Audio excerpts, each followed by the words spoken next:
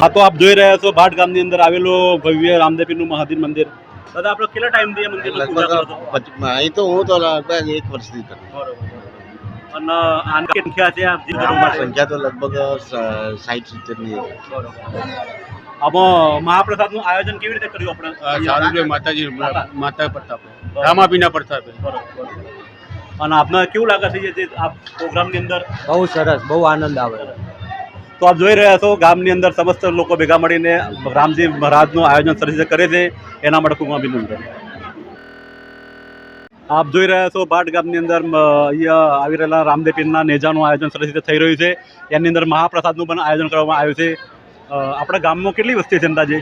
વસ્તી તો 7 ખાસી અને 7-8. બરોબર. 7-8. તો આની અંદર મહાપ્રસાદનું બી ઘણું એવું સુંદર આયોજન કરવામાં આવ્યું છે. હા, મહાકાળીમાના મંદિરમાં આયોજન કરેલું છે. એના બાબતે તમે શું કહેશો? ઉત્સાહ ભરેલા વાતાવરણ તમે કેવું લાગે છે? અમને ગાંધીનગરના ભાટ ગામની અંદર આવેલા સુંદર રડિયા ગામની અંદર રામદેવપીરના ધજાનું આયોજન કરવામાં આવ્યું હતું. એ બાબતે જણાવવાનું છું. ગામ બાબતમાં તમારે શું કહેવું છે આ રામાપીરમાં?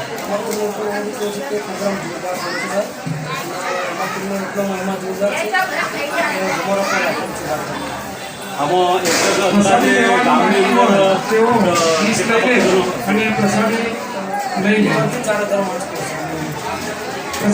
આપ જોઈ રહ્યા છો એની અંદર 3,000-4,000 રામાપીરની અંદર આવેલું રહ્યું છે. ત્યાં અંદર સરસ એવું રડિયાનું ગામ ભાટ ગામની અંદર સરસ એવું આયોજન છે. હું બીજા ભાઈ